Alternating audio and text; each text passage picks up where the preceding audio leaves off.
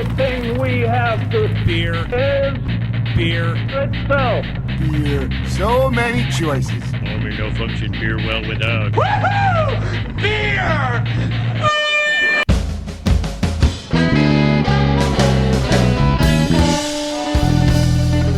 Hello and welcome to another episode of Beer Busters, where we're going to bring you the news and reviews of some wonderful brews. My name is Dan Baker, joined as always by my co-host and brewologist, Steph Hefner. and of course our from entertainer, Wayne the Baker. Wayne the Baker. Well, today we have. I don't believe it.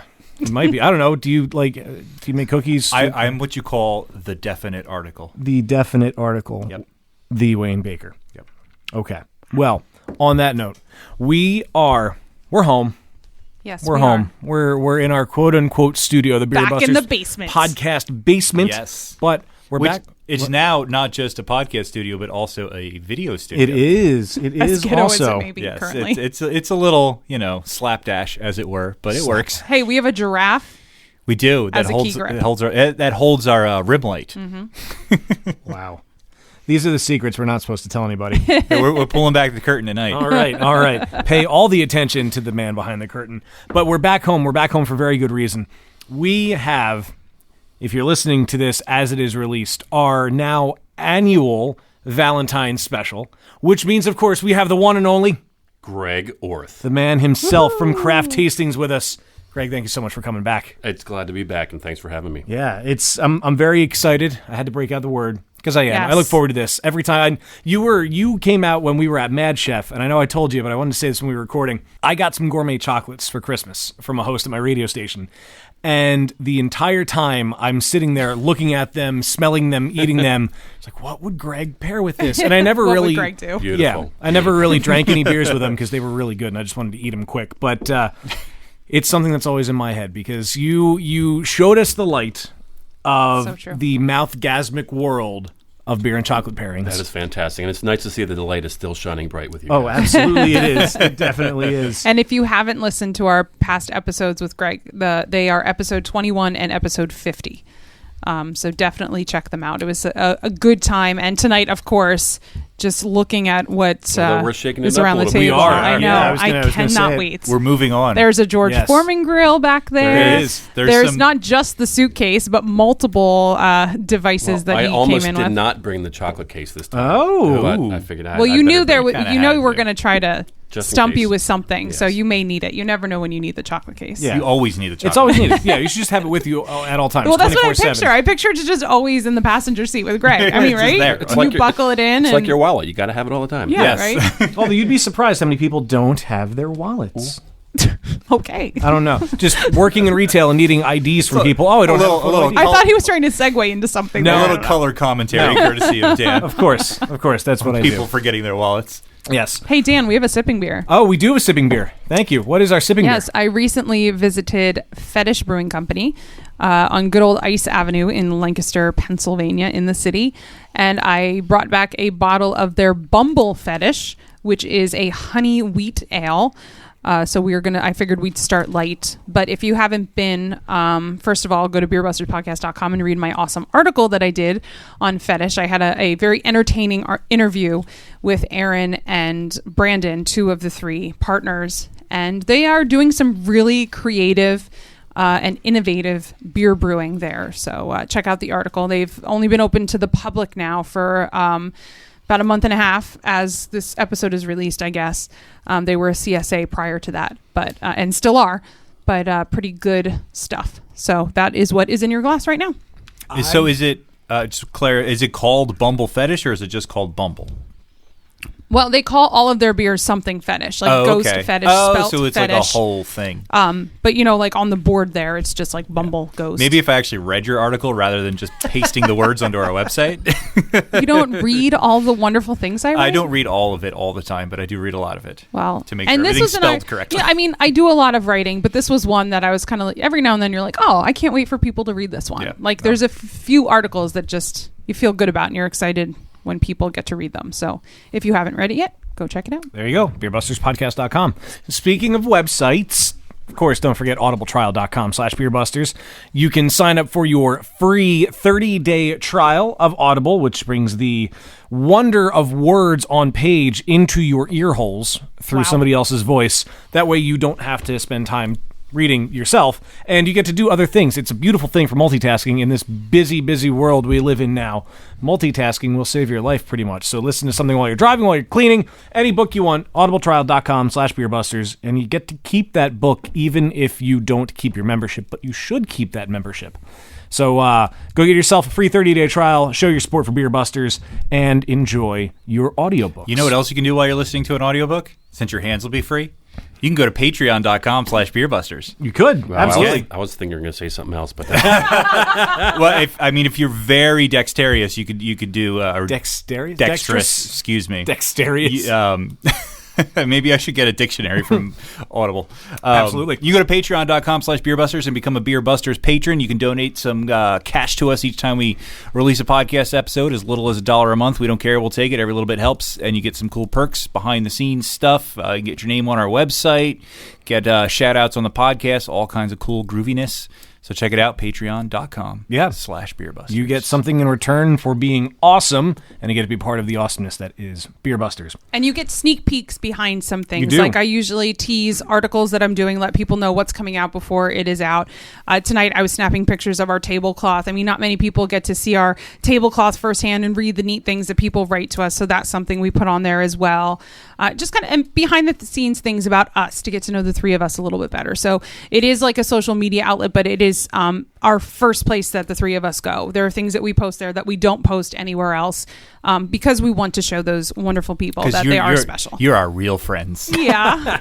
And thanks, guys. if you sign up for a Beer Busters Patreon for no other reason, I have 3 words for you. German Sparkle Party. Go check it out. Yeah, you should do that. On that note. On that great note, because now I'm going to have German Sparkle Party in my head. Let's get the show on the road.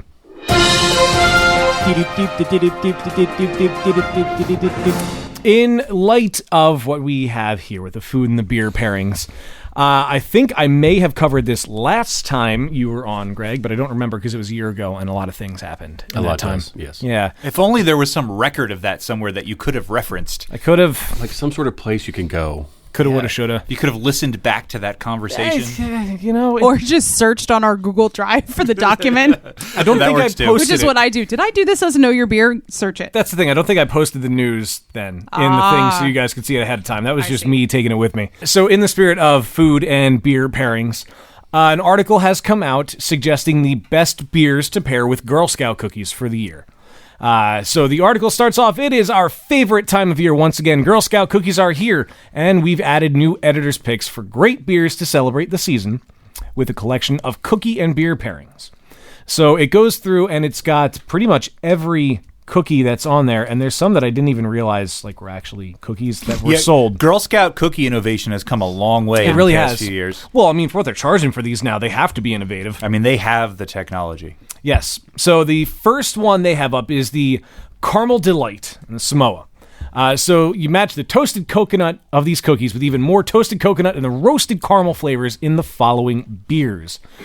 All right, Greg, are you listening closely? Because I want to get Greg's feedback on Yes, this. I do am. as well. We have a professional at the table. What would you, before I go through the list, what would you pair with Caramel Delights or Samoas? You know, the tough part is I have not eaten many of those cookies. I can tell you they taste like happiness. I have had the peanut butter candy cake robe chocolate one. I forget what they're called, but so I haven't had many of them. Well, the Caramel Delight is caramelly and coconut, And some chocolate. and they can be there. It gets a little sweet after a while. So I'm thinking something like light, but that's gonna like clean up that lingering sweetness from the caramel and coconut. yeah, you're gonna Like a Belgian pale ale or something. You're gonna have to go with something like, because otherwise, if you go too dark, you're not gonna be able to taste the cookie. Right, exactly. So maybe something with a little spice in it. Maybe something on the saison route that might balance with the coconut side of it. So something with more of a little peppery taste to it. Yeah. Is where I would probably go, at least to start, in terms of looking for something that would pair well with that. So let's see. Okay. What did they say? What did they say indeed? So, Creature Comforts, Cocoa Boonie. Oscar Blues, Death by Coconut. Brewery Mash and Coconut. Wait, Death by Coconut with No, a caramel delight? See, this article's already, Wow. Funky Buddha Last Snow and Wormtown Norm Chocolate Coconut Stout. Ooh, see, they're going in a completely different Amateurs. direction than I would have gone. They're going with They're going to the- completely overpower the taste of the cookie. Wow. And are going to taste as beer. Wow. Okay. Well, how about for Thin Mints? What do you think for that? So Thin Mints, I believe, is a little bit slightly darker chocolate, if I remember. So yeah. I believe it is anyway. So you're going to have to match up with the intensity of that potential dark chocolate there. So you're going to want to go somewhere in the Belgian strong dark ale. You can go maybe even go with a porter, something again that's going to be able to match up with it. Because if you go too light of a beer in this case, then the cookie will overtake it. Okay. They went with Perennial Artisan Ale 17, AleSmith Speedway Stout, Shipyard Mint Chocolate Stout, fitting. Oh, mint chocolate with mint chocolate? Well, yeah, I mean, it complements it in the way that it's the same. Epic Big Bad Baptist and Say that again? Epic Big Bad Baptist and Hardywood Sidamo Coffee Stout. Oh, I could see a coffee Mint, stout dark with the mint. chocolate That might coffee, be a fun sure. pairing. I don't know that I do Speedway Stout. That's a heavy beer. Woo! Again, it's one of those things where you've got to be careful because you can very easily overpower one over Yeah. the other. Right. Okay. I don't want to do that one. So let's go with shortbread. How about shortbread?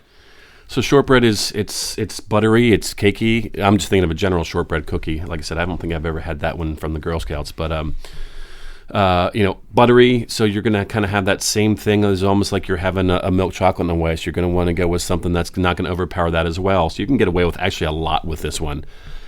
Wheat beers, you could get away with even a very mild pale ale or even a goza that's not too sour or not too tart, like a lighter Or perhaps goza. not too a salty. honey wheat beer such as Bumble Fetish. That anyway, this would I actually think this would shortbread would cookies probably would go well with this. That's true. Saisons would work in this range too. So there's a lot more options here because of that lighter cookie. Okay. Well, they went with Smutty Nose Baltic Porter, Founder's Dirty Bastard, Jack's Abbey Framing Hammer. I could hear your reaction into your microphone, Steph. That was I don't Steph's want jaw-dropping. to discredit these people, but Who are these people? Anyway, like seriously, what is this website? Beerandbrewing.com. Oh, so they should have some credit. Central Waters Brewers Reserve Bourbon Barrel Scotch Ale. Yeah, no way. you're not Oscar going to taste Blues the cookie. Old Chub. It's being used as a cracker at that point. It It's would- just it a would- palate it would- cleanser. It would only be mouthfeel in terms Yeah. of a Yep. texture. That's it. I'm going to skip to my favorite one. Thanks a lot. I love. Oh, that's what it's called. No, that's the name of the cookie. It is the What Thanks is a a Lot Thanks cookie. a Lot? I'm not familiar with this one. It's a bigger cookie. It's a bigger cookie, and it's one side is chocolate coated, and the other is just kind of like a shortbread almost kind of thing. But they're big. You don't get as many in a pack, but they're big. Does that So have I the don't feel drizzle ripped stripe off. on top too? No. I think I know the one you're talking about, but I can't remember. So this is which just that another is. shortbreadish cookie with some chocolate on it. Pretty much, yeah. They went with Bell's Hop Slam, Firestone Walker, Double Jack, and Odell Mercenary. And they also have another section in this one. You can reinforce the cookie flavors with the roasted goodness and creamy mouthfeel of these milk stouts, Left Hand Nitro, and Four Hands Chocolate Milk Stout. I think I would actually like to try the Four Hands with it. Yeah, I could see that. Again, it just depends on. I think that again that cookie has more of milk chocolate on it, so that would potentially work as long as the beer is not too much. How about Dosey? Well, your peanut butter sandwich. You had the peanut butter one. What would you pair with that? You could probably get away with something on the hoppy side with that because you're gonna have a lot of fatty creaminess in that with the chocolate and the peanut butter. Because I believe the cake is just a real mellow cake that's in there. So you could probably get away with something on the hoppier side there, but not too hoppy because again, all you're going to taste then is the hops over top of that cookie. Or even the complete opposite direction and like a milk stout. Not a strong forward stout, but one of the more creamier, lighter stouts. No, And kind of in light of this You can conversation veto for that me, last, it's okay. no, for You're that last professional cookie here. too. The same thing. If you have the right temperament on the milk stout, it would work. Or the right balance. Yes. Otherwise, it'll just overtake it.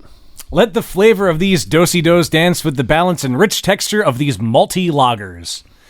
Metropolitan Dynamo Copper Lager, Shell's Firebrick, New Belgium, Shift, Trogs, Troganator, Doppelbock, and Great Lakes Elliott Ness.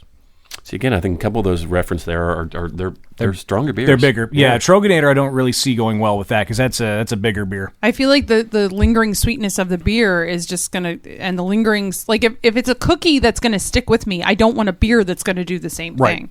Right.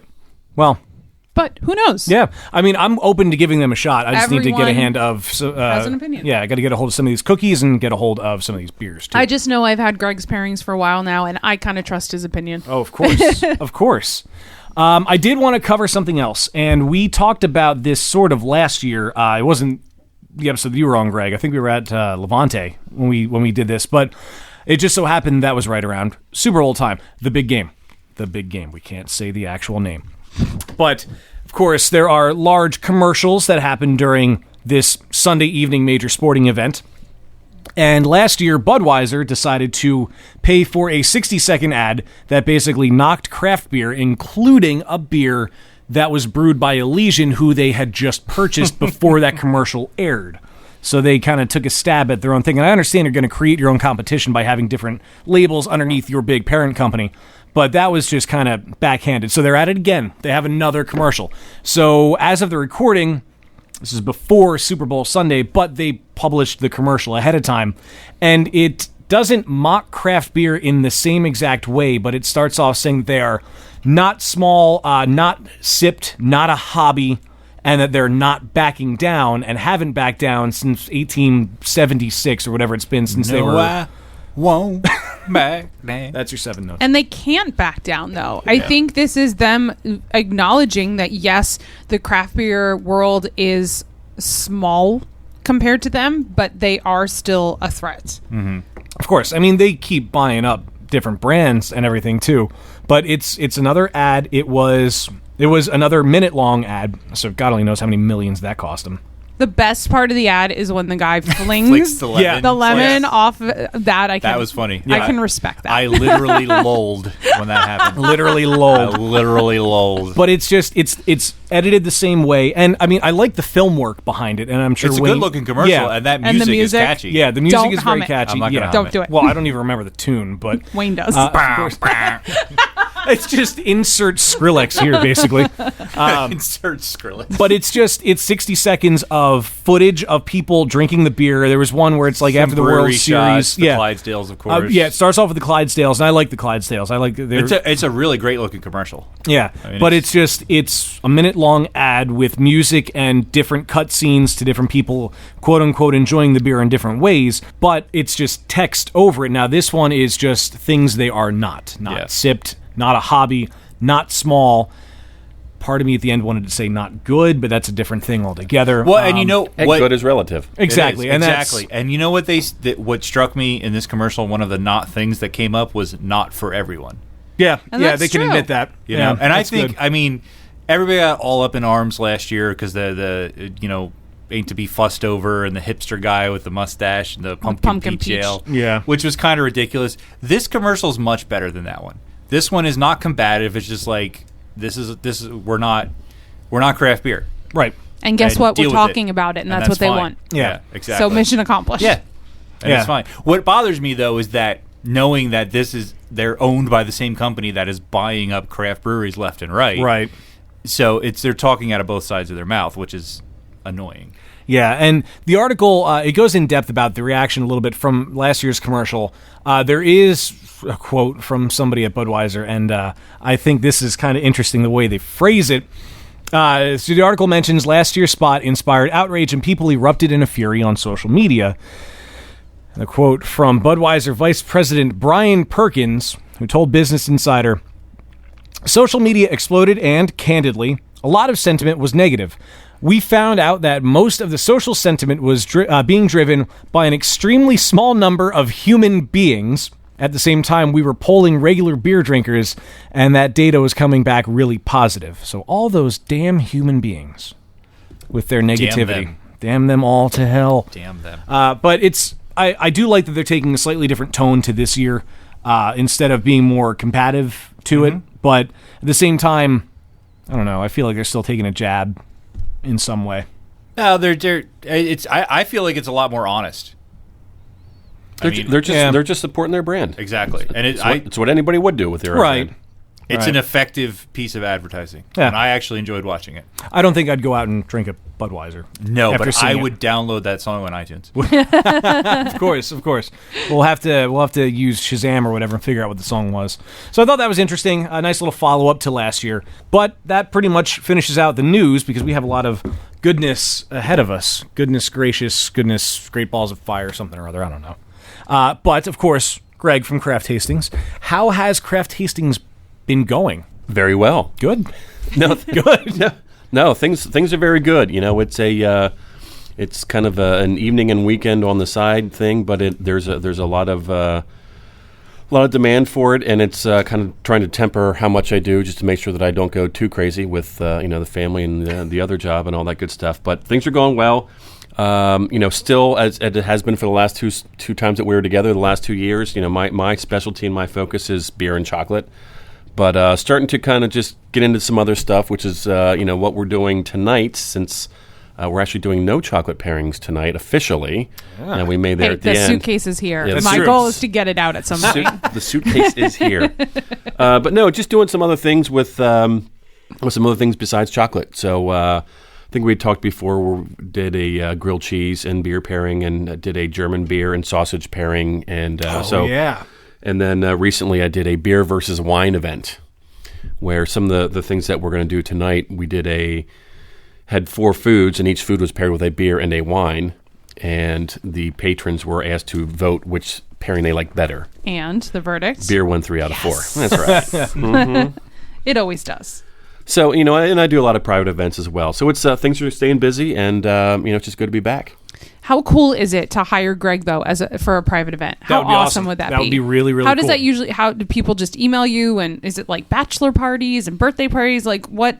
It's probably. It just it kind of all depends. A lot of times it's just, hey, I'm bringing 4 or 5, 6 other couples, and we want to have a good time and do something different. And so everybody gathers around, and we do the pretty much the same thing in your house or wherever you want it to be. So For a good time call. absolutely.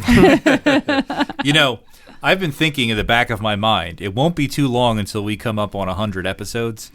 And I think we need to do like a big live super bash with a lot of past guests, and having Greg do like an evening of beer pairings for everybody, I think would be a really awesome touch.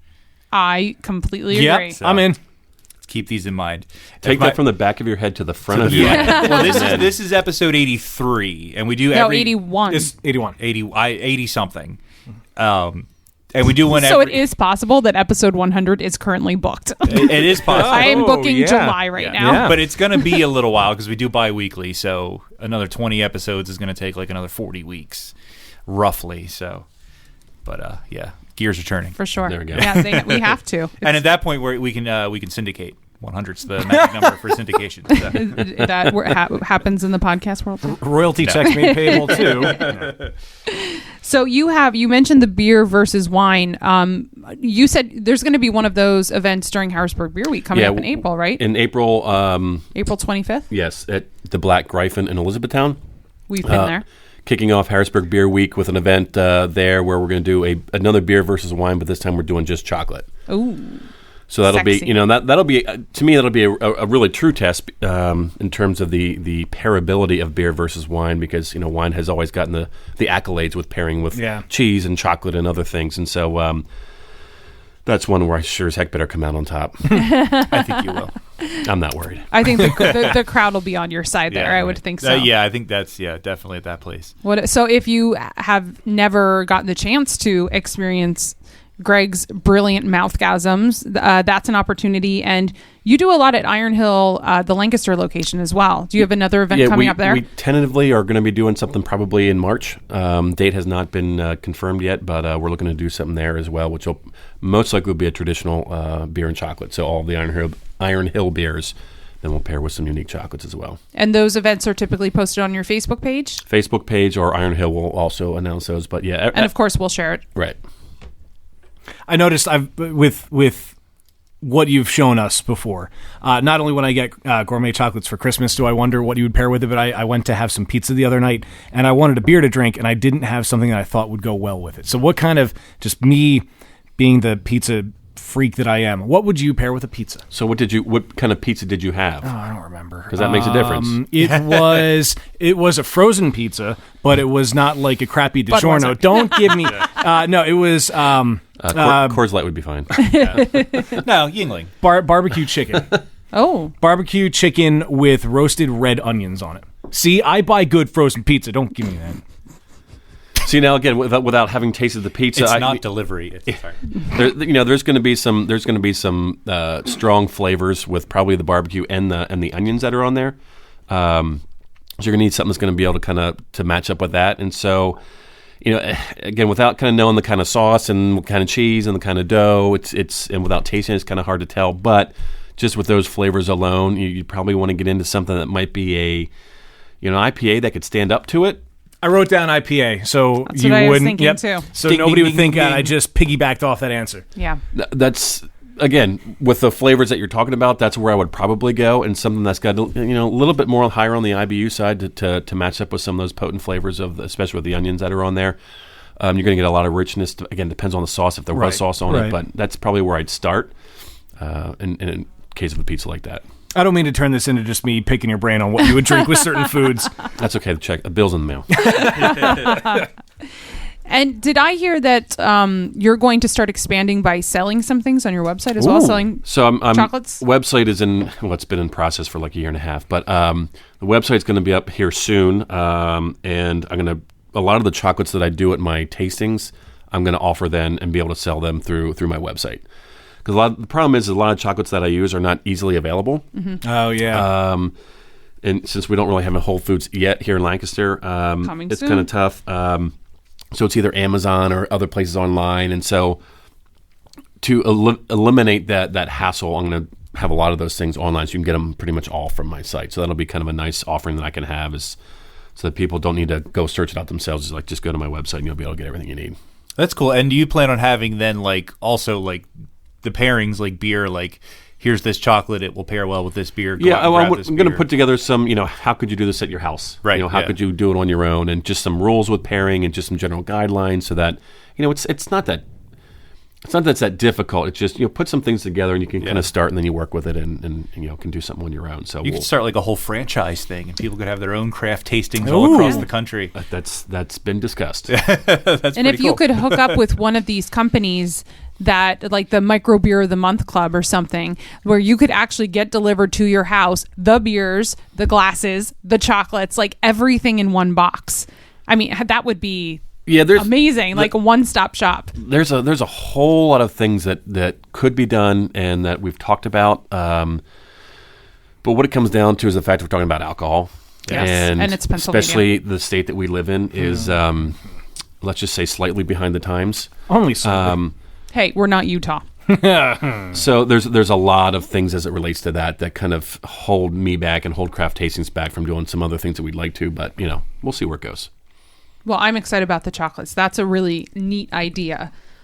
And as of right now, there's really no place out there that is kind of a one-stop shop for just straight up good chocolate. Yeah. Right. I mean, there really isn't. And I've looked, so that'll be kind of a nice solution there. So that's cool. So if you offer the chocolates on your site, I'm assuming you put a list of beers to drink with it. Are you gonna do mostly local beers for that, or something that's at least nationally available, or at least in this region? What I would do is I'd probably put a beer or two as an example, right, and then just say if there are other beers of similar style. It's just so tough with doing these pairings. You could have 3 what seem to be identical IPAs that you're trying to pair with a chocolate, and only one of them may work in terms of really trying to get those flavors to meld together. So it's tough because the slightest variation can make the pairing not work well. True. Not that it would be bad. It's still beer and chocolate, but it just wouldn't have the same effect that you're going for. It wouldn't be the mouthgasm. Right. I still think about Mad Elf and Hershey's Dark Chocolate. Yeah. It seems so simple. I still tell people about it. So for anybody that hasn't listened before and you're trying to think, what's this mouthgasm thing talking about? Get a hold of a Trogs Mad Elf and get preferably like a 2013. A year or two older is the best. 14, 24. What was the year? It was really cherry. That was the year we had on the show with you. That was probably the fresh 13. One. Well, Was it? The fresh ones are the most cherry. So it was probably 2014 was the first time we had him on the show. Which so it would have been a 2013. Yeah. Yes. See, I'm not wrong. Stop Stop assuming I'm wrong. No, I wasn't assuming you're wrong. I was talking out loud and trying to figure it out with you. So anyway, get a Mad Elf and a Hershey Special Dark. Yes. That pairing right there is amazing. Enjoy. So That's your freebie. that's a free one for today. And that's an easy one, and it kind of introduces you, like you said, Yeah. like what it, because you think, oh, chocolate's good, beer's good. Does this pairing stuff really matter? I mean, chocolate and beer, it's all good. But I mean, when you have somebody who's like Greg, who can pair the right chocolate with the right beer, it does create a whole new thing that's greater than the sum of those two parts. It's an experience you probably have never had before, and it just opens up the door of what's possible with all this stuff. I never, ever before we had you on would have thought to do that at all, but it blew my mind. It blew my taste buds away, and I am so glad that you do this to show people what is possible. So should we? I'm a giver. We should start tasting some. We stuff. probably That's what I'm should. thinking. Yeah. My glass We've is talked empty, it up enough. and I'm Yes, parched. exactly. So we should Yes. do that one.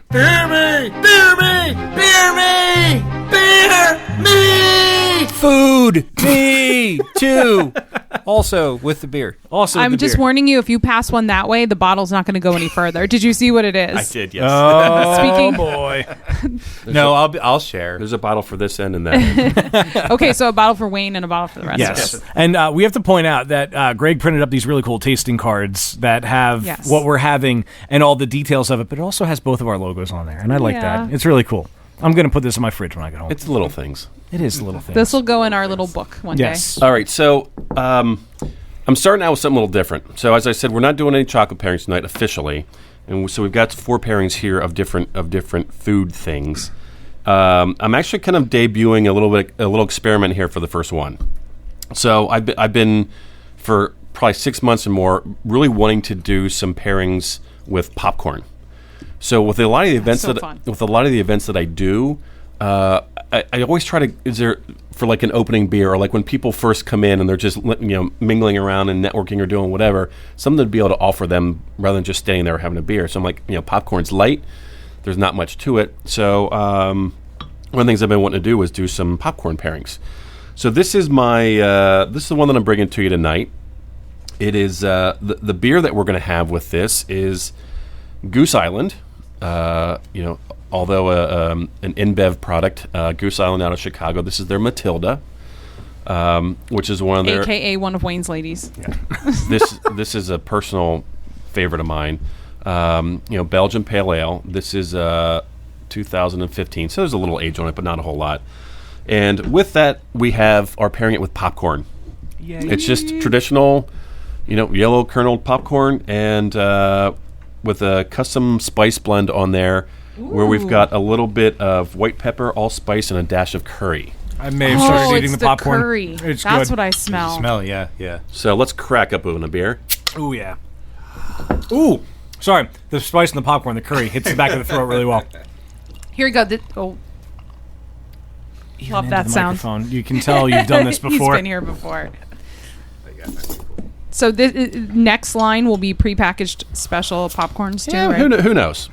Who knows? But it's just it's something I've been wanting to do. So I figured, well, why not debut it here tonight with our 3rd anniversary here of doing the podcast together. And so again, if we look at the beer, again, the Matilda is it's a very light, effervescent, refreshing beer. Oh, the smell. There's some fruit and clove and some, it does have a wild yeast as well, so you get a little bit of a slight funk in there too. So again, as we've talked about before, the general process is Yes, I'm glad you're going to review.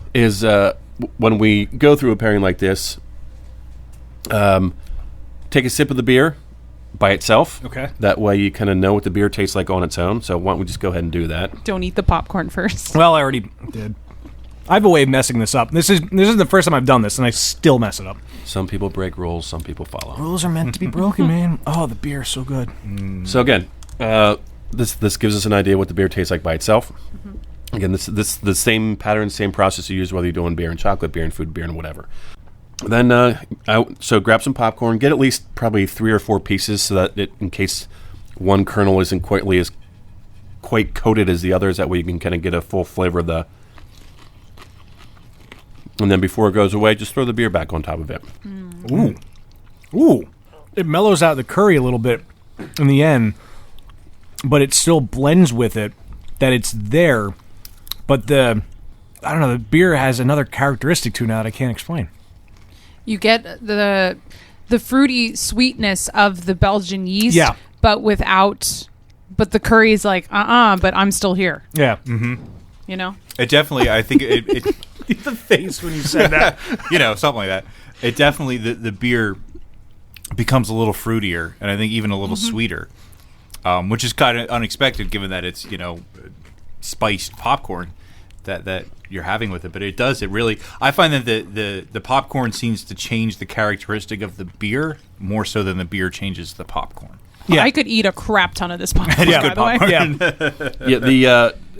I think I've gotten all of that where it almost makes the beer a little bit creamier. Mm-hmm. Mm-hmm. And I think the fruit pops out of the beer when you do it with the popcorn, and the spice, because it's I use white pepper in this, which is I've rarely ever used it in cooking, but it's a very different, more subtle peppery taste to it.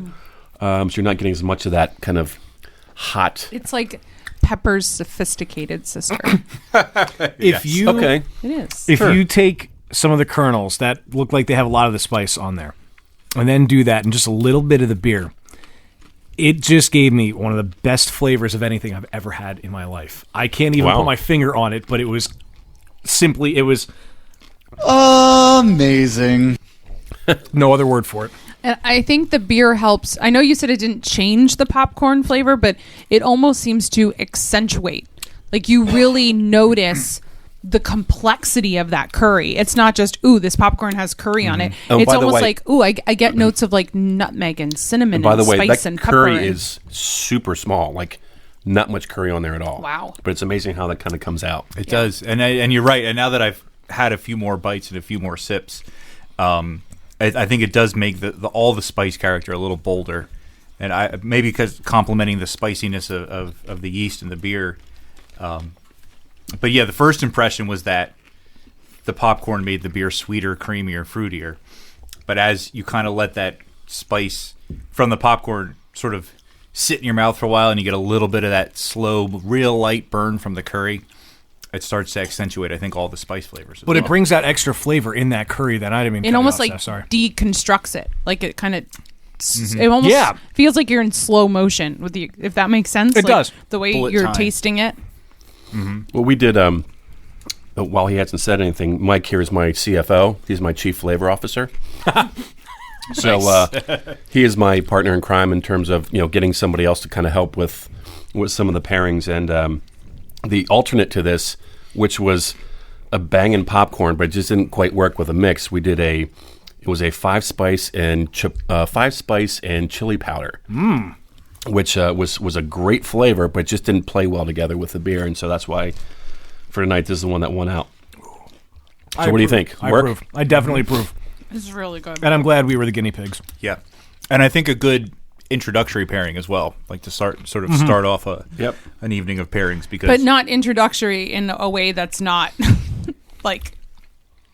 I mean, we often use introductory as, it's an introductory beer to get you into craft beer. Like, it's not overly flavorful, but this is, like, introductory to almost, like, really impress you with what pairings can do, beer and food pairings. Yeah, and I don't really think I know anybody that doesn't like popcorn. This is true. Popcorn's pretty universal. I don't know that I ever have met anybody either that doesn't like popcorn. Yeah. I mean, you'll get people who are like, I'm not too overly fond of chocolate, or, you have a pack of bacon conveniently across the table from me. Good call. I told you to hide it. But you have vegetarians and vegans out there that won't touch that with a 10-foot pole, but there's nobody that doesn't like popcorn. All right, well, I will take this as a win, and we'll continue to experiment with the beer and popcorn. Yay. So what would you pair with dill popcorn? Dill popcorn is my favorite. And I've always wanted to do a dill beer, like a pickle-inspired beer, but no one seems really interested in doing that with me. I'm like, you could do a goza and like salty and like dill in there, and it would be so amazing. I think Greg's silent partner is into that. Yes, Mike and I are doing a pickle beer. We're getting some nods over there. I would actually be okay with that. Some sort of pickle. It'd be amazing. Yeah, with dill, man, that's a unique herb and unique flavor. Oh, yeah. You'd probably want to pair, I guess, think of the dill as the pair more than the popcorn. Like, right? something like a Goza that has some saltiness to it is where I'd want to go with that. So it's sort of... I'm so proud that I actually am coming up with kind of smart things. What's the dealio? Well, that's what we could call it. What's the dealio? What's the dill? Because Goza? I don't think you're really going doesn't to. I don't think you're really going to find another per se, unless you get a certain varietal of hop that might play well with the dill. I just think having that salt content from like a Goza would work well with that. All right, so the second kind of pairing that I brought for you guys this evening, and this isn't necessarily going in an order because we're using very different food, so it's not like it's in a particular order. We're kind of just going more with the beer in order from lighter to darker. But so what we have here is we have a Belgian waffle. I was at the Mushroom Festival in Kennett Square this year, and there's a company called Wafatopia, and I believe it's wafatopia.com. And so my wife and my kids were walking down the Mushroom Fest, and there's this stand there. It says Wafatopia. I'm like, never heard of it. That's kind of cool. Let me check it out. And the first thing that I saw, they had pretty much been wiped out. They sold everything, but they had one left, and it was actually a golden monkey waffle. Ooh, interesting. So they used the Victory's Gold Monkey in that particular waffle. And I think that's the only one. They're individually packaged waffles. They're ready to eat. You just kind of need to heat them up. So when I saw the fact that there was the gold monkey in that waffle, all of a sudden my light bulb goes off like, there might be something here.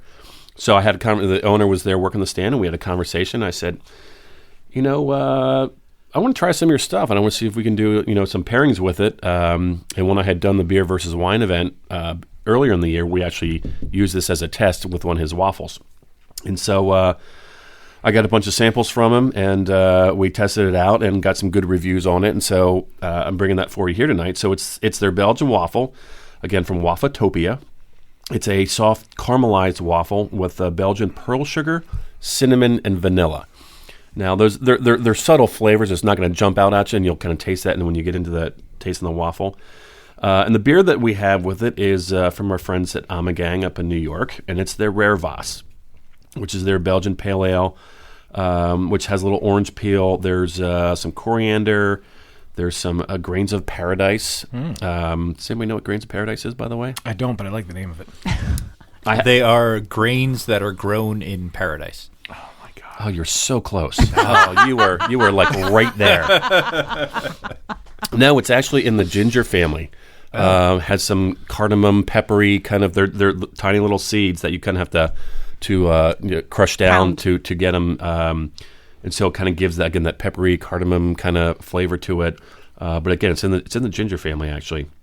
And so this is going to have a similar kind of fruity and yeasty taste to it with the Amagang Rare Vas. So that's the pairing that we have right now. So we might as well crack open one of these Rare Vases and perfect textbook right there. That Good. sounded That was good. That's getting isolated and used in the future. Of course.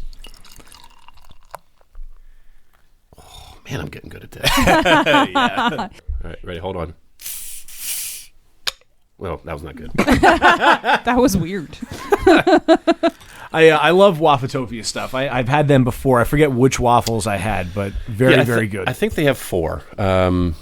But I was just impressed with just the flavor of the waffle itself, and it paired up pretty well. And so when we talk about the popcorn and the Matilda, that's definitely much more of a flavor-intense pairing because you got a lot of strong spices, a lot of dominant spices that are happening both in the beer and the popcorn. With this is more of a let's hold hands and walk in the park kind of pairing.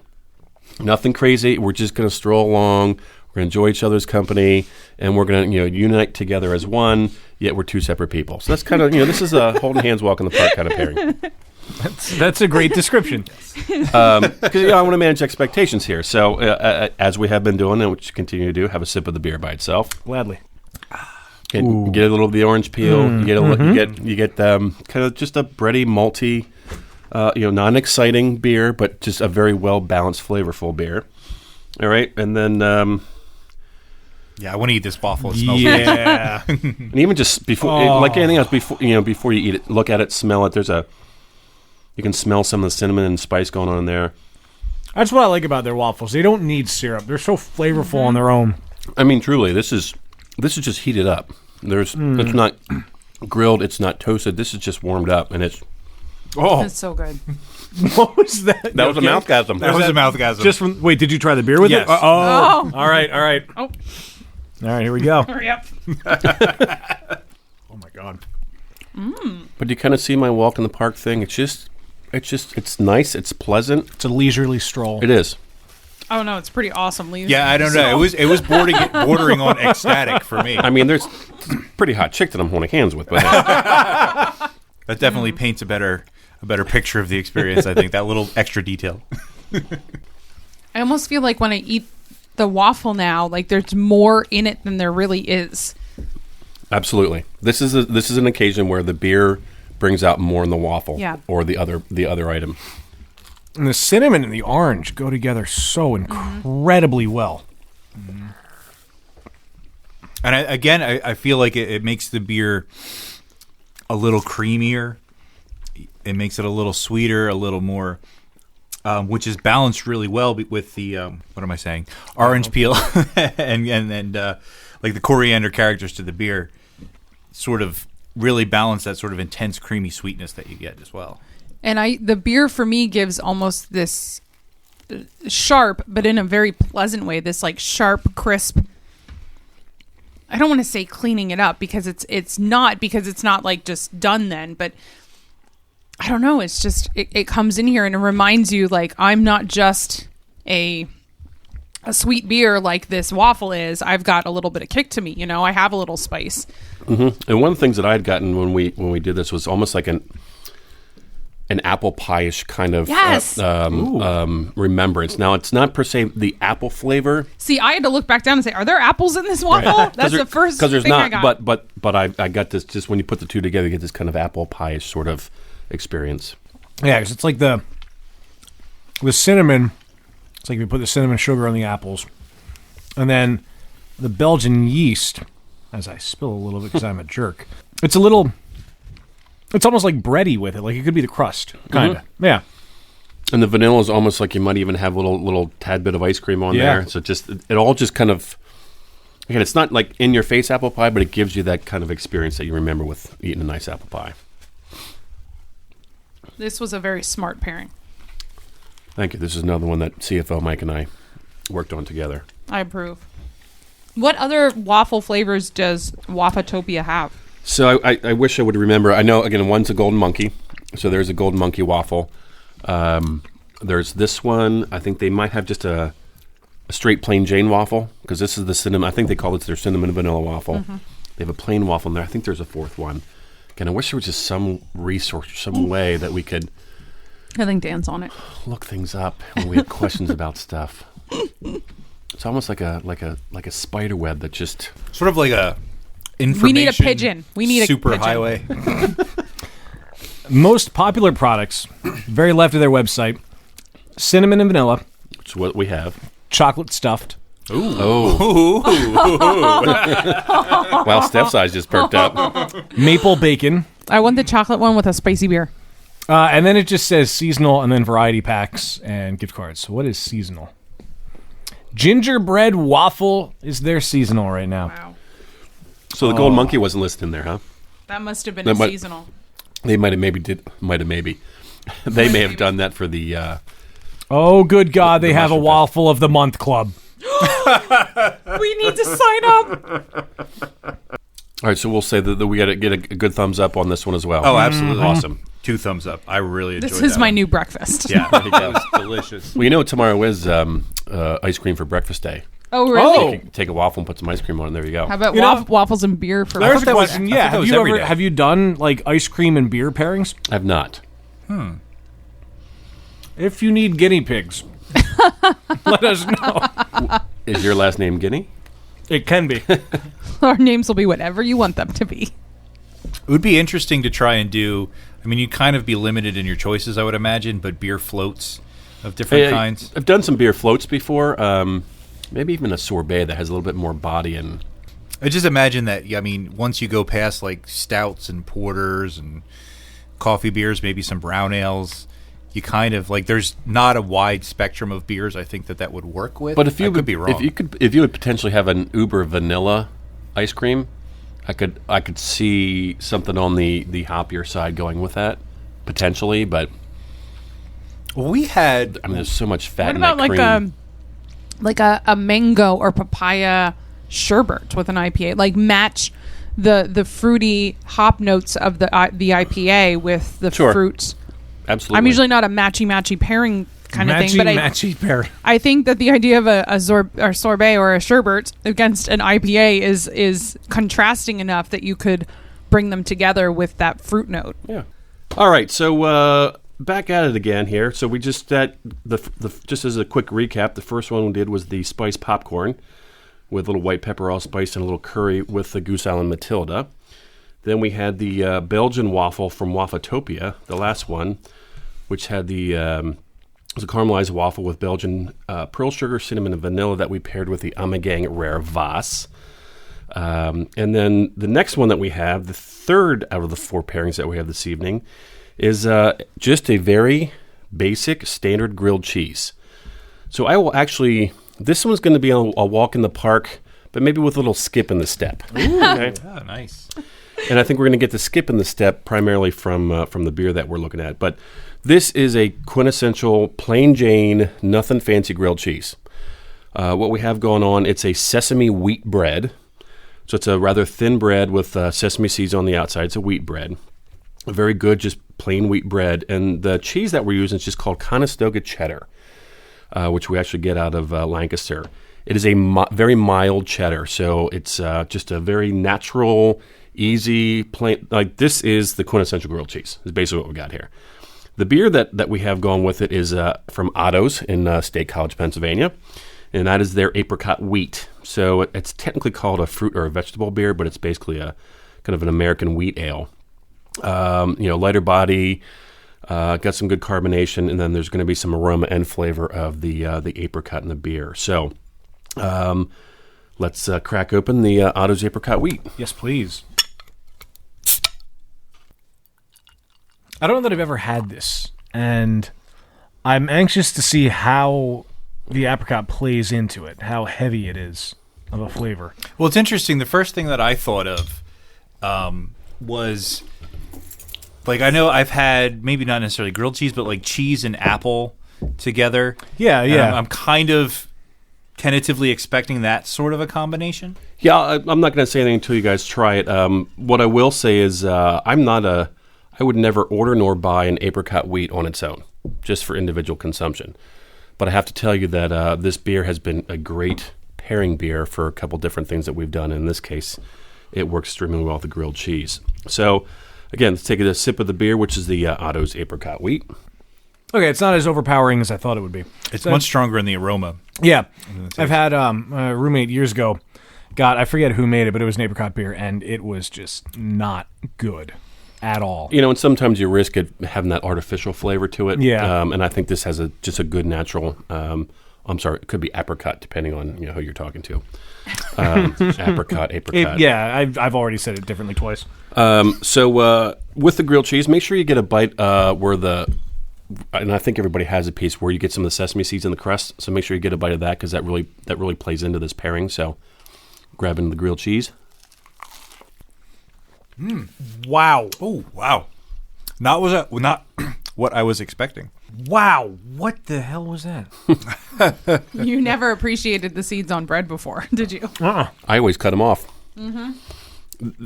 Honestly, the sesame seeds in this bread play such a big factor, I think, in this pairing. God. There's that earthy nuttiness that blend really well with the fact that this is, basically a wheat ale. And the creaminess and that sweetness of the cheese and the way it plays with the apricot flavor. I can't even really describe it because it just does some really crazy stuff in a very good way. It mellows out the apricot, so it's not near as fruity. It's more authentic tasting, the right. apricot. I almost get a marmalade-y kind of taste depending on how much or how little beer and the ratio of sandwich to beer. It is a really interesting pairing, and it is kind of hard to describe exactly what it's doing, but it's... Yeah, there's a complete different flavor that ends up in there, and I can't figure out what it is. But it's amazing. That's really good cheese, too. Yeah, yeah. I mean, I know it's Lancaster, but it's good cheese. Actually, Lancaster puts out some amazing cheese. Oh, yeah. People don't realize it. It's sort of like a more interesting grown-up version of having like a grilled cheese and some apple juice. I can see that. Wow. It's just like, and when you look at this grilled cheese is so plain and simple. It literally is sesame wheat bread, Conestoga cheddar, and promise on the outside of the bread. I mean, there's nothing else. There's no other spices. There's no other nothing going on here. It's just a very simple, traditional grilled cheese. I'm still just baffled at what just happened. Like, this is incredible.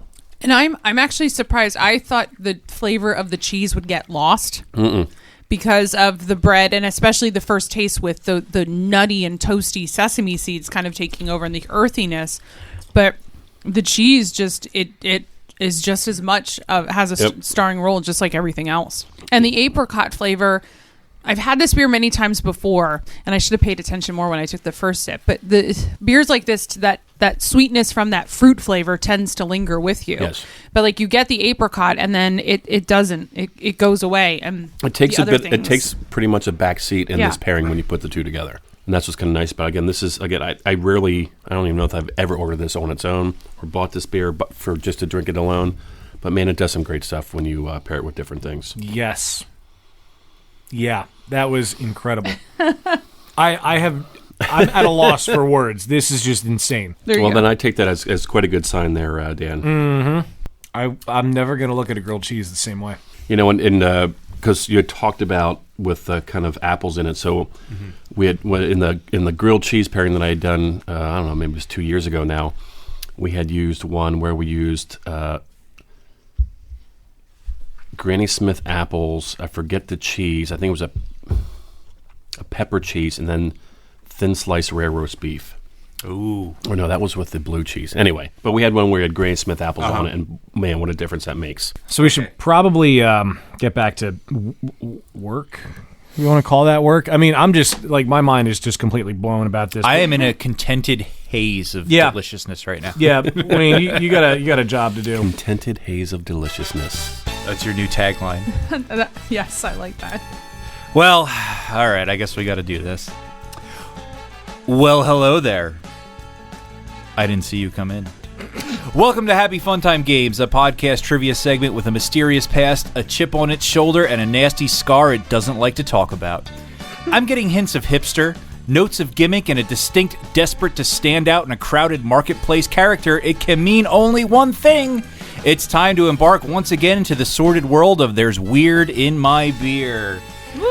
One of everybody's favorite Happy Fun Time games in which I will give you a brief description of a beer that has a strange or bizarre ingredient in it, and you must choose from a list of multiple choice options Wow.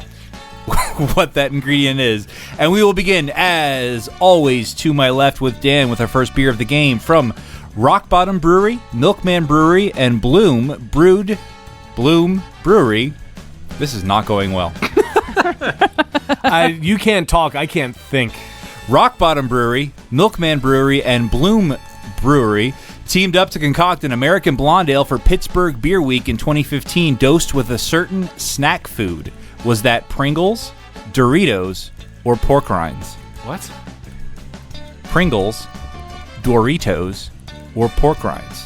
In an American blonde ale for Pittsburgh Beer Week. Can I have a point of clarification? Sure. What kind of Doritos are we?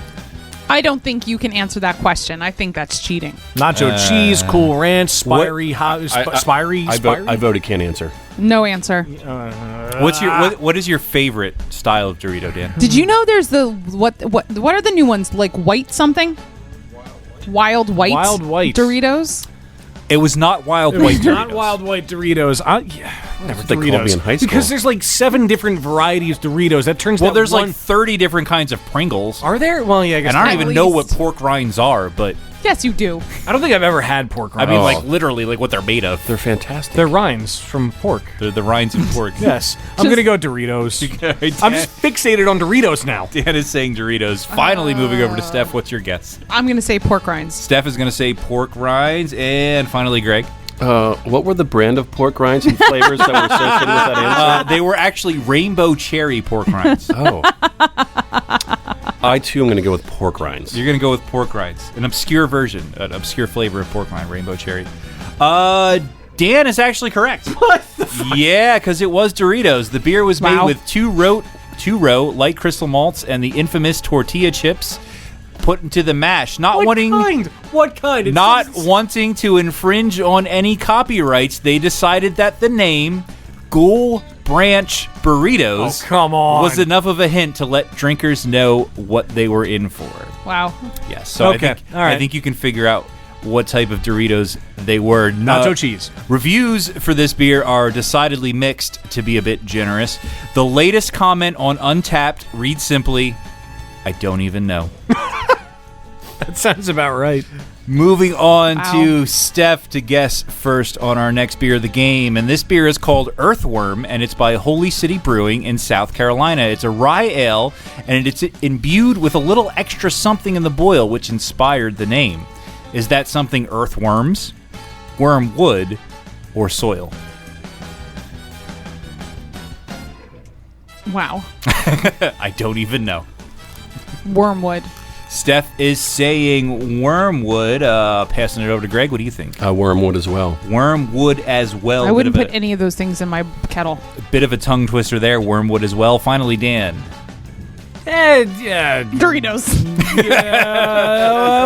Wormwood.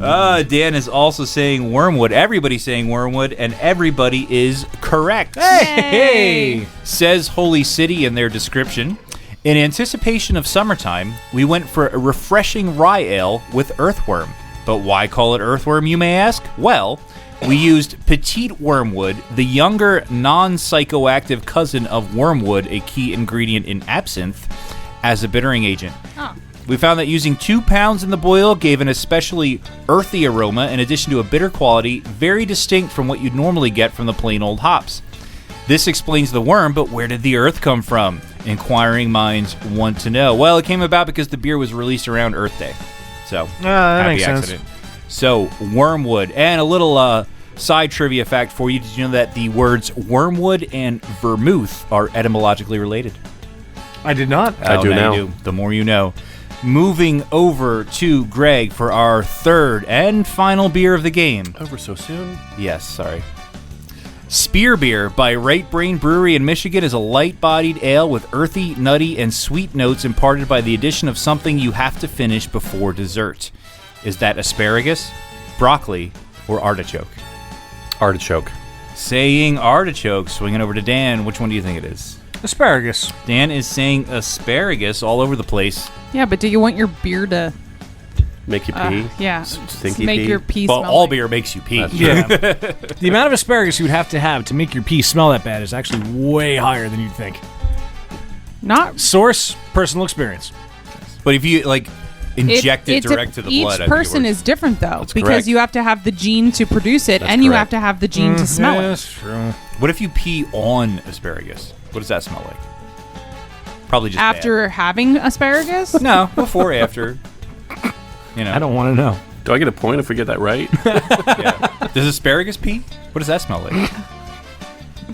Wow. Well, you can buy the asparagus water at Whole Foods. Well, let's see. Math, he has 2. You have 1.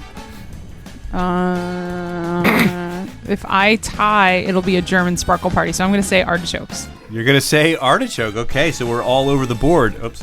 I wrote down the wrong answer. It doesn't really matter because you are incorrect. And Dan, in fact, had the right answer because it was Damn it. indeed asparagus. Wow. It might make your pee smell funny. Described by one Untappd user as the third most unpleasant experience of the day.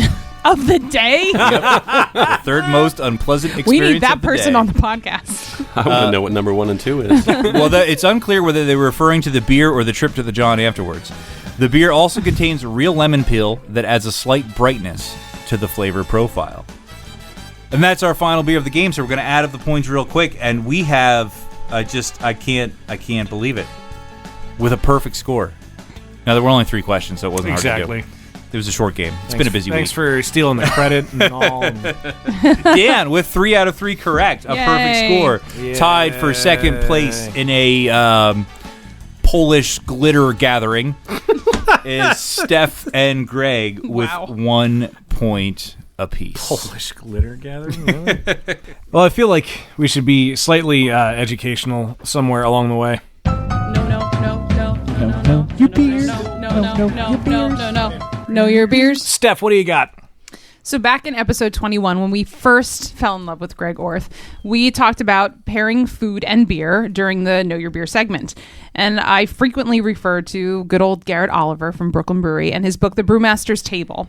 So in this episode's Know Your Beer segment, I want to briefly revisit some of Oliver's advice and also give you a quick pairing suggestion guide for some of your favorite beer styles. And Greg, you may interrupt me and say that I'm wrong if you disagree. I'm okay with that. So, Although, wouldn't he technically be saying that Garrett Oliver is wrong? well, the advice is from Garrett Oliver, but the suggestions were put together on from our friends at BYO magazine. So it wasn't by Beer and Brewing who ballsed up the cookie and beer pairing at the beginning of the episode. So first, when pairing food and beer, it's important that one does not overwhelm the other. Instead, you want to match up the impact generated by the intensity and weight of the food and beer. The goal is to find the harmonies between the beer and the food. For example, caramelized flavors in food pair nicely with caramelized flavors in beer, creating a pleasant combination. Certain herbs and spices used in foods also lend themselves to specific beer styles. Belgian triples and doubles or French beerducated would pair nicely with rosemary, thyme, and tarragon. Some of Garrett Oliver's favorite pairings include a Belgian farmhouse ale with Thai food or some good old pork chops with a German Doppelbock. Our friends at BYO.com put together a quick guide to some food-friendly beer styles and foods that often pair well together. So let's start with the good old American Amber Ale. They recommended barbecue chicken or pork ribs. An American Pale Ale, salted almonds, avocado or guacamole, burritos, I can get behind that, calamari, chorizo, enchiladas, fajitas, gumbo, or jambalaya. For a Belgian strong golden ale, try pasta with pesto, ratatouille, shrimp, or tandoori chicken. A brown ale pairs nicely with bison, burgers and steak, or nuts. She said nuts. The way she said it, or nuts. Doppelbock goes nicely with beans, mushrooms, and au gratin tomatoes. Ooh, I think Rich crossed his legs when she said that. Fruit beers, chocolate. And I was like, come on, guys. You can do more. We know that it's more than fruit beers and chocolate, but okay, we'll give them that. Oktoberfest beers, roasted chicken, macaroni and cheese, pizza, and of course, sausage. Duh. Saison, pretty much most Asian foods, and falafel, which I was like, oh yeah, okay, I can see that. Sour beers, they said ceviche or creme brulee. Ooh. Stout, try oysters or beef stew. And a Weiss beer, again, most Asian foods, or egg and fish dishes, lobster, melon, or salad. So if you're interested in BYO and what they have to offer, go to our website and you can click on the BYO banner and you can receive a free trial issue of BYO magazine, which is in fact the most popular homebrewing magazine in America. In the world, or America. I don't know, America. It's popular. So there you go. It's a very popular magazine. Very good. Quick picks of food and beer pairings. You know, don't think I've had Asian food, and I've obviously drank a lot of beer, but I don't think I've ever had them together. And you mentioned it a couple times in that a very lightning Know Your Beer segment. And yeah, well, and I love spicy things. I eat a lot of spicy food. I drink a lot of spicy beers.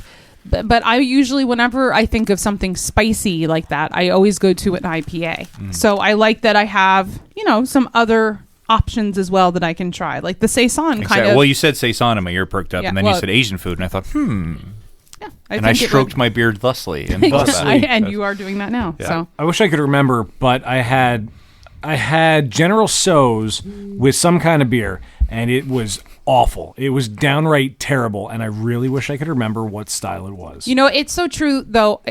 When you go to a restaurant and you're ordering something to eat and something to drink, that combination can ruin it for you.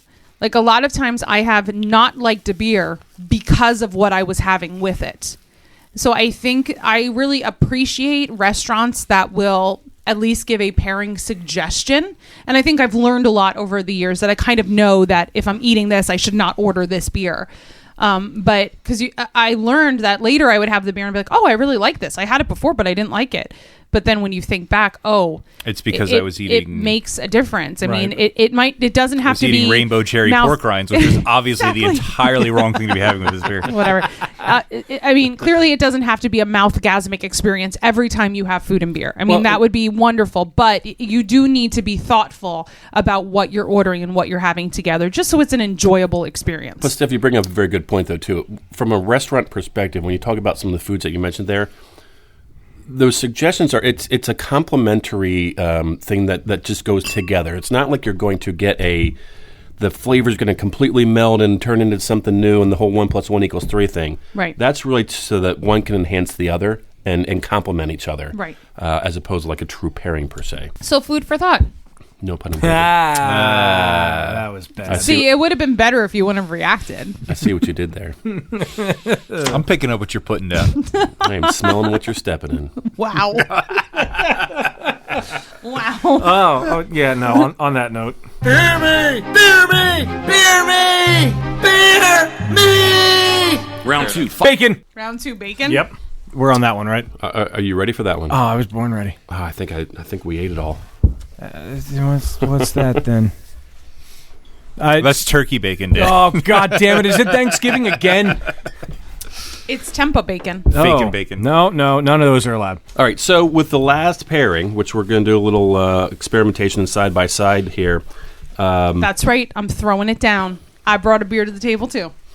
Perfect. Bring it on, Greg. So the food, which should just be should be part of the food pyramid that the government puts out. I agree. This is simply what we have here is candied bacon. Simply. And it literally is stiff like a lollipop, and it eats like candy and tastes like candy. Basically, what we got here is some thick-cut bacon that is cooked as it's a labor of love because it is quite laborious to do this. Where we've got a little bit of brown sugar with this bacon. There's a little maple syrup. There's a little cinnamon. There's some pepper and some red pepper flakes as well that go into the basting mixture, which goes onto this candied bacon. So that is the candied bacon that we're going to partake in here soon. The beer that I brought to put with this candied bacon is Evil Twin Ashtray Heart, which is a smoked beer. It is super dark as night. In fact, it's rich and seductive. Heavy body, the typical dark roasted malts, some faint chocolate, but this really has a very strong smoke characteristic to it. So we'll crack this one open, and while I crack this open, Steph, what do you got on your beer? So I have Schlenkerla, which should not need any further discussion or introduction. Steph only brought the Schlenkerla because she can't eat the bacon. Maybe. But no, it's or not should that say I won't. can't. You're physically capable of it, yes. But this is not just regular Schlenkerla. This is the beautiful green label. It is the Doppelbock, and it is the oak aged or an oak smoked Doppelbock. So we'll see. Will it be the Germans? Well, the tough part, though, Steph, is how will you be able to evaluate? I won't. That's a very good point. I won't tell anybody. Oh, if you have God, any that bacon. bacon smells so good. Oh, no. Oh, man. Oh, good God. Oh, man. When I die, can you bury me in that? Because this is probably what kills me. So the candying process, is it like... I know you said it takes a long time, and it's a lot of, like, basting every couple of minutes. So, yeah, basically it was... let's see, you put the bacon on a like a cookie cooling sheet over top of a sheet pan, so it has air underneath and it can drip down and whatnot. So cooked one side for 10 minutes, flipped it to the other side for 5, and then that's just with no basting or anything on it. And then once that's cooked, then basically every 5 minutes you coat both sides with the mixture, cook it for another 5 minutes, pull it out, coat both sides and flip it and do it for another 5 minutes and do that for another 35 minutes or so. And then eventually it gets dark and luscious and stiff. Is it cooked like at a lower temperature? 350. 350. Okay. So in this case, let's take a sip of the beer. Let's go with the whichever one you want, but I'll start with the Evil Twin. very smoky. Really, I found it to be a little more subtle. Maybe it's because I just needs bacon? I just smelled the Schlenkerla, which I think is a little more, Steph. a little more. I don't want to say harsh, but like a little more Smoky? in your face with the smoke. Like it's a little more. Oh, I'm going to try that now. So this bacon, I mean, it's literally it's chewy, but it's fantastic. Oh, and there's a little tiny little spice. Mm-hmm. Oh wow. I think it actually. Please say what I think you're going to say. Then now the pressure's on, man. I don't know. I was going to say I think it actually brings out a little more of the chocolate character in the beer. I was going to say it cuts through the smokiness. It does, Yeah. it does. It sort of subdues it, and you get the bitter chocolate that's behind it there. Now I've done this a couple times, and I'm actually what I'm getting in this one is it's actually kicking the spice up a little bit when I put the beer on top of it. I'm getting the chocolate thing too, but I'm getting a little extra intensity on the spice. Oh, Yeah, I did get the spice Yep, kick on that one. I did too. A little bit more of the beer that time. I I have really to say, kicked it up a notch. it feels very weird taking such small bites of bacon. All right, I'm going to try the Schlenkerla now. So I would imagine, might I be so bold as to guess that we're not going to get that chocolate kick, You don't. With. since But- the Schlenkerla has no chocolate character to it. It still cuts through the smokiness a little bit, which is good. Because that first sip of the Schlenkerla, I got a lot of the smokiness out of it, and I know everything I've had from them has been smoky, and I don't know if it's just all that they do. Do or, what you do best. yeah, Right. But and I don't want to make it sound like a bad thing, but this was very powerfully smoky. The bacon, the candied bacon, still cuts through that a little more, and it gets you a different. At least I got a little more of a malty profile out of it, with just a hint of the smoke. I actually find it with the Schlenkerla, it sort of increases the meat flavor, like almost got like a salami or pastrami type of thing going Interesting. on. I do think I like the Evil Twin better with it, but the Schlenkerla is interesting. I think I like the Evil Twin a little better. Sorry, Steph. It's all right. It's the chocolatey part. Well, I would hope he would win. He's the professional. That's true. I just wanted 2 smoky beers. Of course. Because you don't actually eat bacon, so that's how you get your bacon. Exactly. Just give in. Even drinking the 2 beers side by side, since the Schlenkerla is so much smokier, it even just drinking them next to each other, it brings out more of the roasty, chocolatey characters of the Ashtray. Yeah, I just went back to the Ashtray, and you're right. It now tastes much more chocolatey. Yeah. So, It's so good. Greg, it wouldn't be Beer Busters podcast if we didn't break something out Oh, boy. to try to challenge you. So it was at St. Boniface's 5th anniversary last weekend, or insert however long it would have And been when this Did is they have a good released. turnout? Yes. Awesome. Their There was- Anifivery. Yeah. There was a line out the door. Most people, we got there right at 11, and most people walking up to the bar were buying the 6-bottle limits. There were 100 branded glasses available that you could pay a couple extra dollars and get the anniversary glass and with the Hegemony. And what they did is, they're known for their Hegemony. I think it's the beer that kind of put them on the map. It was their first beer. And this anniversary beer is sort of a nod to John's original homebrew recipe. It is the malt bill was slightly adjusted, and they added honey and lactose. And it also bumped the ABV from 8 up to 10%. There is some of this being aged in bourbon barrels right now. So I'm excited 6th for anniversary? that. I think before then, actually. 5th and a half. Speaking to talking to John about it, but The Anif 5.5-ery? yeah, there you go. But the bottles are quite beautiful. They have this great nod to America special label. They're Also known as Uncle Sam. waxed. I wanted to say America, so. No, but the picture's literally the Uncle Sam. I know. Yeah. I know. Okay, Well, so Uncle Sam is on the label. People America. can't see. America. You have to describe. Well, look on the face. See, this is tell, don't show. But what's very cool is not only did they hand wax them, but they hand stamped them. The top of every bottle has the St. Boniface logo on. Oh, that's cool. So I almost don't want to open it. Almost, but not quite. So, Greg, challenge accepted? Absolutely. All right. Let's do it. Who's opening this thing? I call not it. I'm not dealing with that. Nose. I have a sordid history of opening wax bottles on this podcast. Well, are you realize I'm going to have to break out the case O chocolate. Yes. The magic box. I was hoping Mission so. accomplished. I actually would.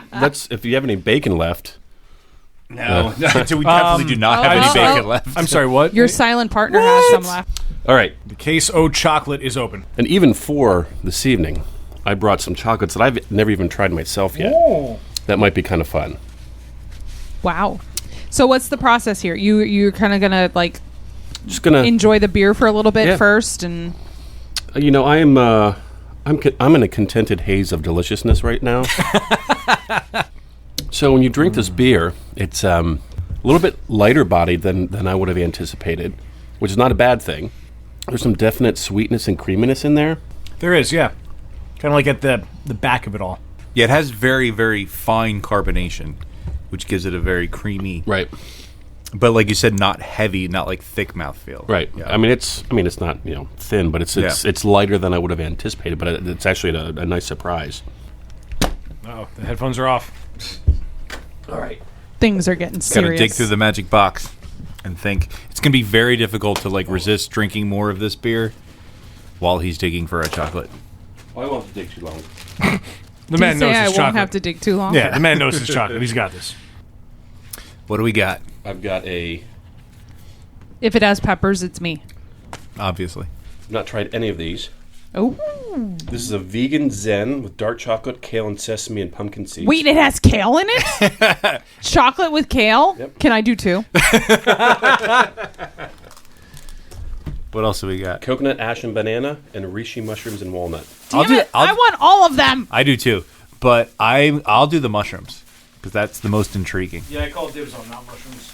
And Dan hates coconut, mushrooms. ash, and banana, or the kale, sesame, and pumpkin seeds? Oh, please, banana. I want to at least try a little bit of that. A little bit of that. A little bit of that. A little bit of that. You want a little bit of that? Let me do this. You can do this one. little bit of that. Saffron and cranberry. Oh. Saffron and cranberry, I don't know that that's going to work with this one, but and you've got the kale one, right? I have the kale one, yes. Okay. I have the kale one. No. Vegan man. I'm afraid to open this. I don't want to like. It's so. I know like- it's very nice packaging and everything. It's all good.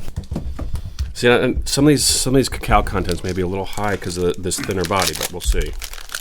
Yeah, mine's 72%. This is a super dark with organic reishi. Am I saying that right? Reishi mushrooms. Sure, why not? We'll say yeah. And roasted walnuts.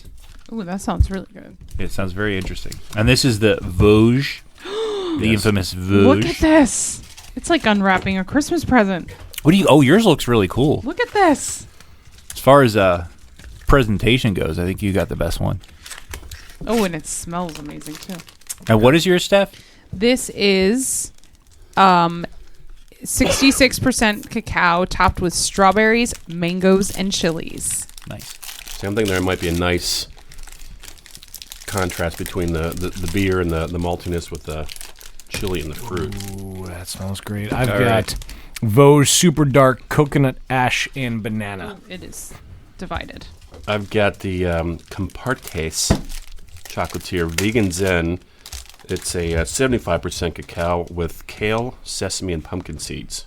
Very interesting. And your silent partner has. And the silent partner, Mike, has Raka virgin chocolate. It's a limited edition, 68% saffron and cranberry. Interesting. So this is actually kind of what we're doing here is a lot of times how we'll go and figure out a pairing where we'll just have, depending on how many people are sitting around, and most times it's just Mike and I, but you just start to kind of taste it. And then when somebody kind of gets a little, ooh, I think I got something, you try to keep that emotion to yourself and just say, hey, try this one. And then kind of gauge the reaction of the other person. And I don't know that I'm good at keeping emotions to myself. And then if somebody says, there's nothing going on with this pairing, then you pack it back up and don't even worry about it. Okay, so remind me, sip of the beer, Yep. and then we kind of put the chocolate in and just let it sit, right? Crunch it up, eat it, chew it, let it melt and coat your mouth. Okay, And so you before don't mean chew it, before you okay. swallow it all, then just take the beer. Then over take top. more beer. Okay. This is first of all, I'm getting no chili, but you know me, I'm immune to it. But I I found that the beer kind of brought out the fruit flavors more of this chocolate with these mangoes and strawberries. Sorry I didn't give you enough higher caliber one. Here you go. Oh, Steph's happy. Ghost pepper. Oh, my God. I'm not getting with mine like that instant sort of like, oh my God. But I think there's something interesting going on with like the mushroom and lacto sort of. I don't know. So if anybody else has a mouthgasm, let me know. The banana one really brings out the harsh astringency of the darker malts in this malt bill. That is a much better way than I would have put it. It is like harsh and astringent, the beer. That acidity and really comes out with the banana. So the other thing we would do then too is we would take each of these and we'd kind of give it a rating, 0 to 5. 0 means it's disgusting. 5, it's a surefire winner. How can that even be possible? It's chocolate and beer. Oh, it's possible. Really? I don't know if we ever get anything. Pretty much, I won't even score it. I'll just be like, no, not even a consideration. But pretty much we go anything got to be at least a 3.5 or higher for us to even consider putting it into a pairing. Mm-hmm. And then we'll go back and revisit, and then we'll kind of break some ties or whatever. So far, any thoughts on what people like of what we put out here? Well, I've only had my original one, the mushroom one, and the saffron and what was it? Cranberry? Yeah. That one was good. That one was good. I like the kale. You like the kale? Actually, I've tried it. Yeah, it is. It does mix pretty well. All right, this is the strawberry and mango chili. I haven't had this one yet. Yeah, the mushroom one was something kind of interesting, but not necessarily. The most interesting one I've had so far has been the kale. What was that one? Strawberry and what? Mango and Chili. chilies. But by chili, they mean cayenne and paprika. Right. I actually kind of like the way that one works out with it because it brings out the fruit.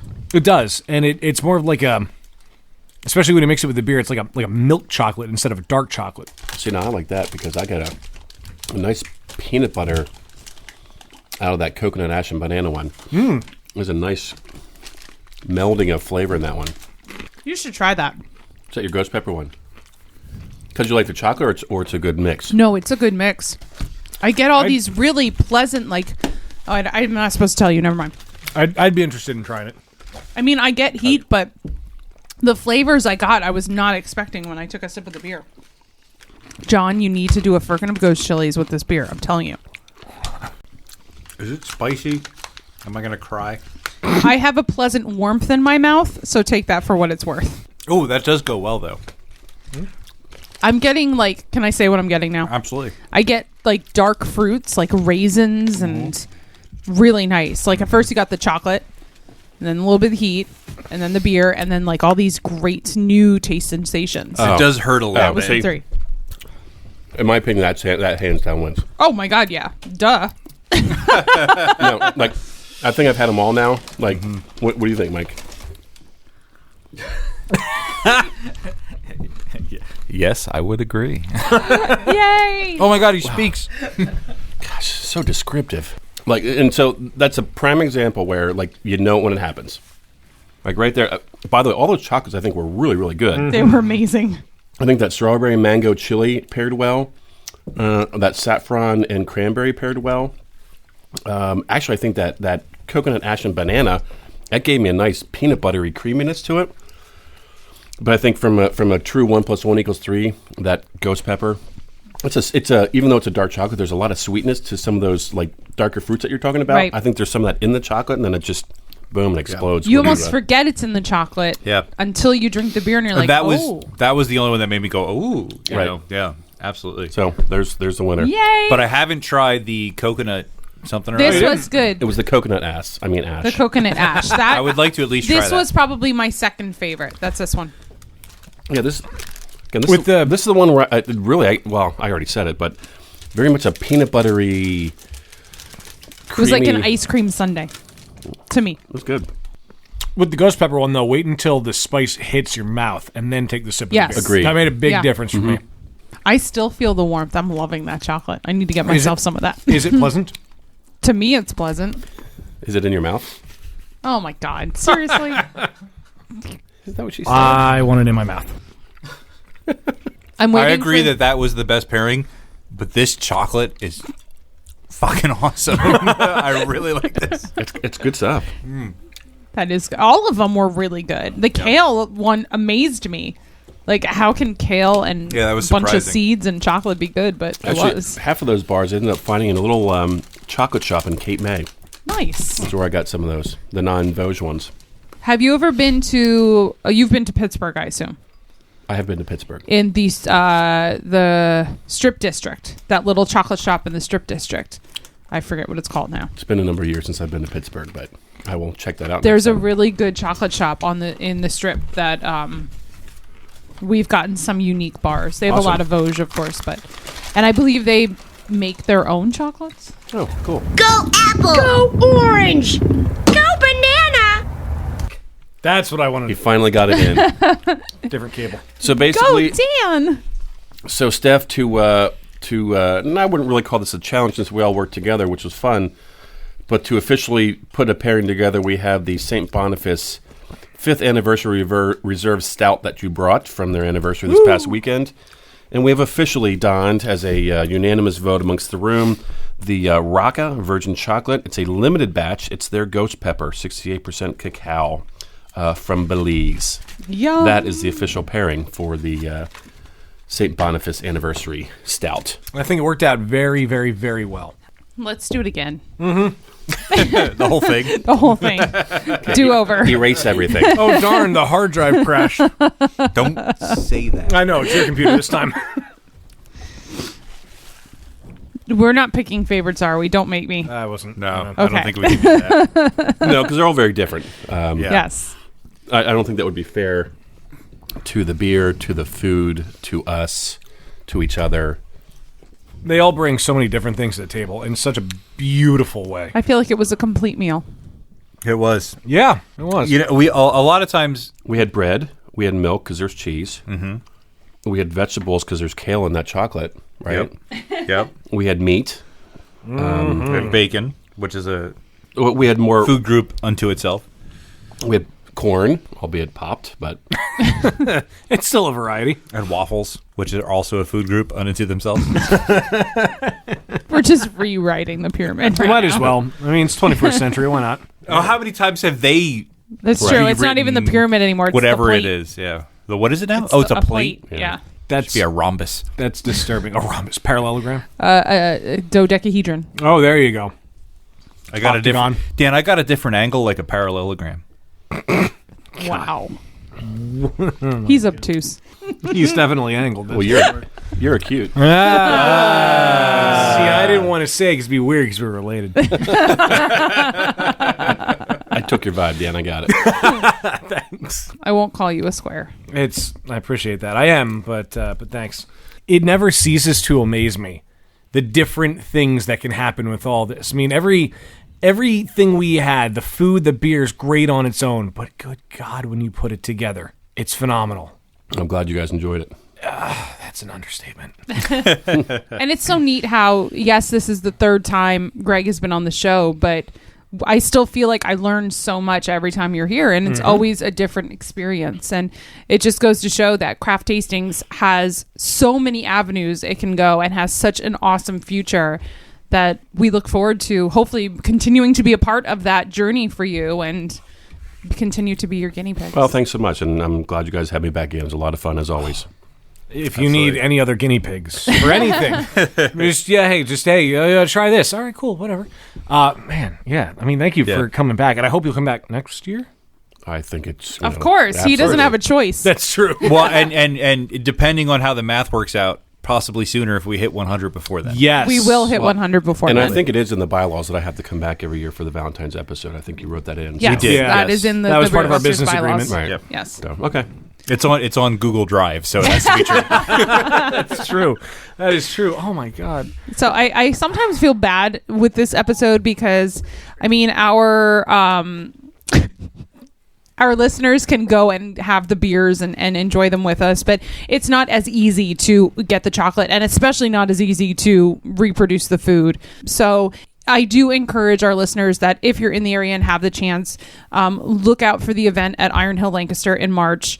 If you want to do some beer and chocolate, April 25th, Harrisburg Beer Week at the Black Gryphon. For the beer versus wine event. Do yourself a favor and go out to one of these events and just experience the mouthgasm for yourself. That's just all that's to it, and try some on your own. Be creative. It's fun. Like Dan said, now we have it in our head when we're eating things. What would go well? What would Greg pair with this? It's a different way to look at whatever you eat, and that's the beauty of it. Because it's an appreciation. Yeah, if you eat something that you like, if it's your favorite meal you've ever had, this just shows that there's different levels to it that you can just discover and share. And that discovery process is going to be fun, I promise. Yeah, and two things that you brought, don't be scared to try stuff. You can't go wrong. You can't screw it up. It's beer. You're still eating and drinking beer. You're fine. You're eating and drinking. And then the second part of it, and you just said the word, Dan, is the word share.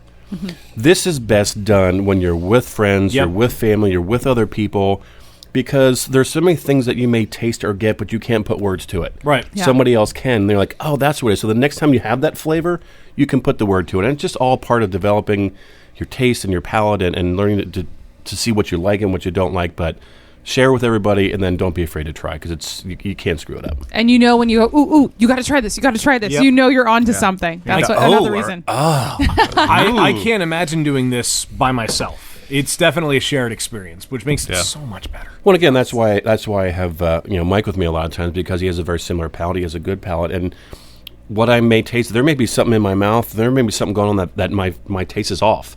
So I may not like it, and he may love it, and then we go back and try it again. We're like, okay, then something's wrong with my palate. So you always want to have somebody else try. You may dismiss something that ended up being amazing, and you just didn't know it. Right? Yeah. Absolutely.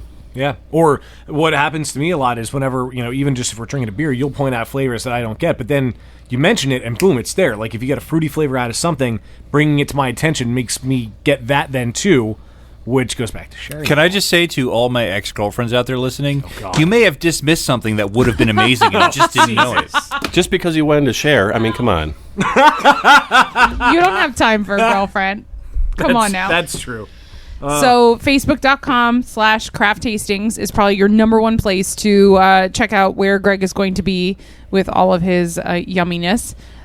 Check out crafttastings.com soon, as it's getting its overhaul and should be up and running, and you can buy your tasty chocolates from there. And definitely try it on your own too.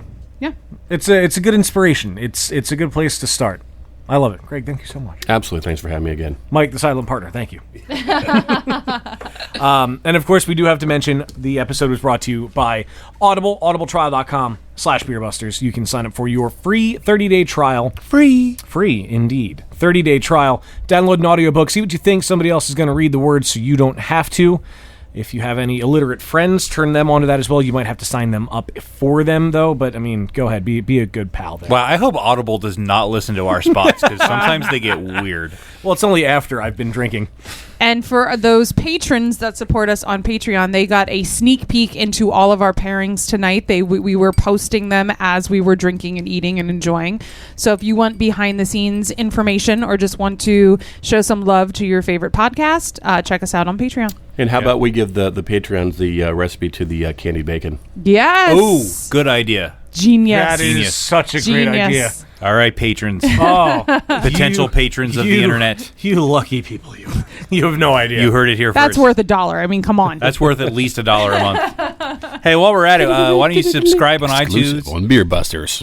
Subscribe to us on iTunes. Rate us, like us, share us, and tell a friend. And tell them to share, like, and, whatever Wayne just said. Us. Yeah, I don't know words. Commercials over. I don't know words anymore, so I got to do this. I don't have words. Remember when you used to do a quote at the end of everyone? I forgot about that. I ran out of quotes. There's only so many things. In the words of Dan Baker, I've run out of words. Matchy pairing. That's the words of me, apparently. Yes. In the words of Wayne Baker, I'm in a contented haze of deliciousness. Exactly. Yes. You're welcome. Greg, Mike, thank you so much, guys, for coming out. Absolutely. Thanks for having us. We look forward to having you back. Well, I am a stupefied Dan Baker, joined by her.